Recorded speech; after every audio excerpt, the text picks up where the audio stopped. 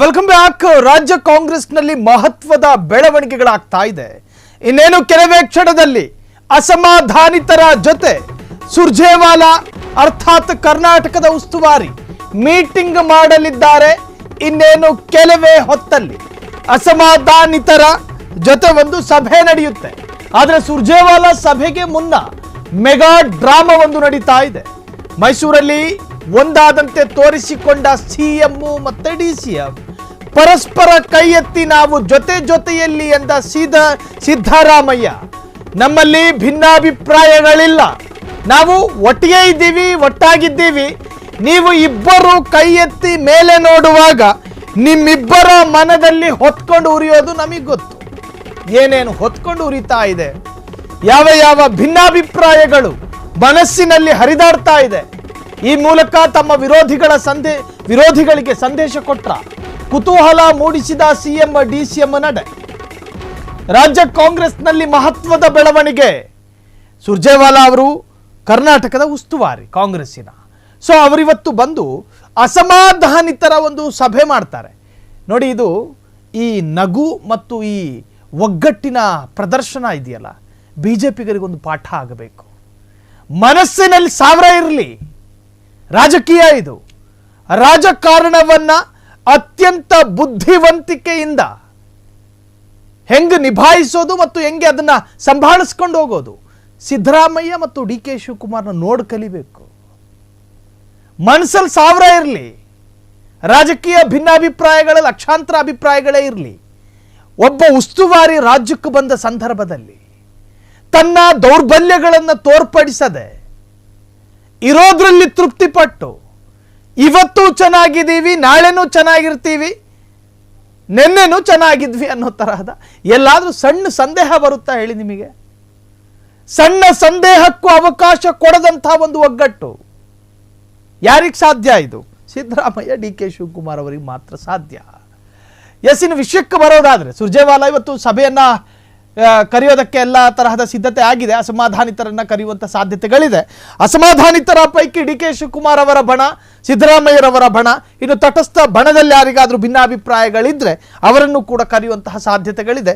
ಪ್ರಮುಖರನ್ನ short list ಮಾಡಿ ಒಂದು ಕಡೆ ಕರೆದು ಸಭೆಯನ್ನ ಮಾಡ್ತಾರೆ. ಆ ಸಭೆಗೆ ನೇತೃತ್ವ ವಹಿಸೋದು ಮಾತ್ರ ಉಸ್ತುವಾರಿ ಸುರ್ಜೇವಾಲಾ ಅವರು. ಆದರೆ ಆ ಸಭೆಗೂ ಮುನ್ನ ನಡೆದಂಥ ಹೈಡ್ರಾಮಾವನ್ನು ನೀವೀಗ ಗಮನಿಸ್ತಾ ಇದ್ದೀರಿ. ನಾವು ಯಾರ ವಿಮರ್ಶೆಗೂ ಬಗ್ಗೋದಿಲ್ಲ, ವಿರೋಧಿಗಳ ಟೀಕೆಗಳಿಗೂ ಕೂಡ ನಾವು ಕುಗ್ಗೋದಿಲ್ಲ. ನಮ್ಮಲ್ಲಿ ಸಾವಿರ ಅಭಿಪ್ರಾಯಗಳಿರಲಿ, ಪಕ್ಷ ಸ್ಥಾನ ತ್ಯಾಗದ ಬಗ್ಗೆ ಚರ್ಚೆಗಳಾಗ್ತಾ ಇದೆ, ಪವರ್ ಶೇರಿಂಗ್ ಬಗ್ಗೆ ಚರ್ಚೆಗಳಾಗ್ತಾ ಇದೆ. ಏನೇ ಇದ್ರೂ ಕೂಡ ಸಮಾಜದ ಮುಂದೆ ಮತ್ತು ಬಂದಿರತಕ್ಕಂಥ ಉಸ್ತುವಾರಿಯ ಮುಂದೆ ಶಕ್ತಿ ಪ್ರದರ್ಶನ ಮಾಡಿದ್ದು ಕೂಡ ಇವತ್ತು ಬಹಳಷ್ಟು ದೊಡ್ಡ ಮಟ್ಟಗಿನ ಚರ್ಚೆಗೆ ಕಾರಣವಾಗಿದೆ. ಸೊ ಅದೇ ಸಂದರ್ಭದಲ್ಲಿ ಮಾತನಾಡಿದ್ದಾರೆ, ನೋಡ್ಕೊಂಡು ಬರೋಣ. ನಾವಿಬ್ರು ಚೆನ್ನಾಗಿದ್ದೀವಲ್ವಾ?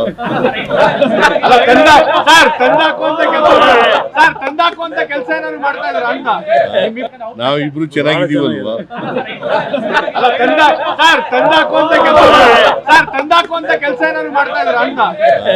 ನಾವಿಬ್ರು ಚೆನ್ನಾಗಿದ್ದೀವಲ್ವಾ?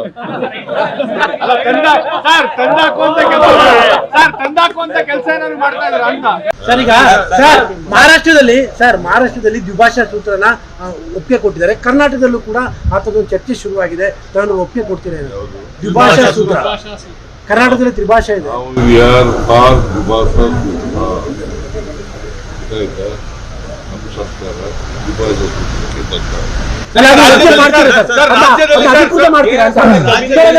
ಮಾಡ್ತೀರಾ ಅಂತ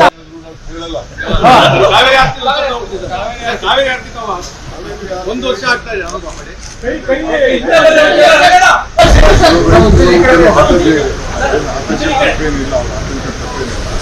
ಪೂಜೆ ಮಾಡಕ್ಕೆ, ಪ್ರಾರ್ಥನೆ ಮಾಡಕ್ಕೆ ಏನಿದೆ, ಚಿಕ್ಕದಾಗಿ ಮಾಡ್ಬೋದು.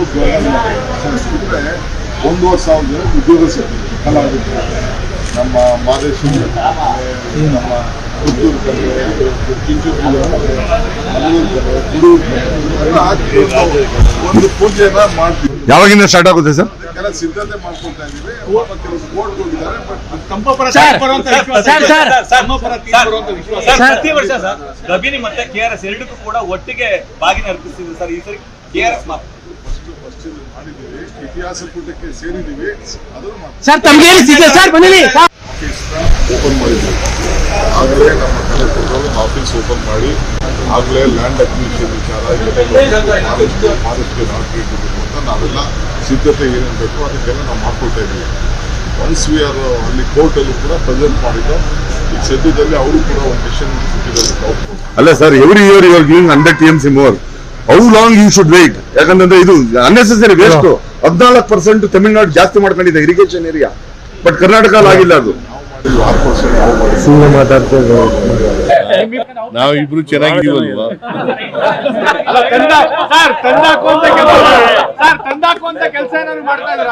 ಕ್ಷಣ ಕ್ಷಣದ ಸುದ್ದಿಗಳಿಗಾಗಿ ಫ್ರೀಡಂ ಟಿವಿ ಸಬ್ಸ್ಕ್ರೈಬ್ ಮಾಡಿ, ಲೈಕ್ ಮಾಡಿ ಹಾಗೂ ಫಾಲೋ ಮಾಡಿ.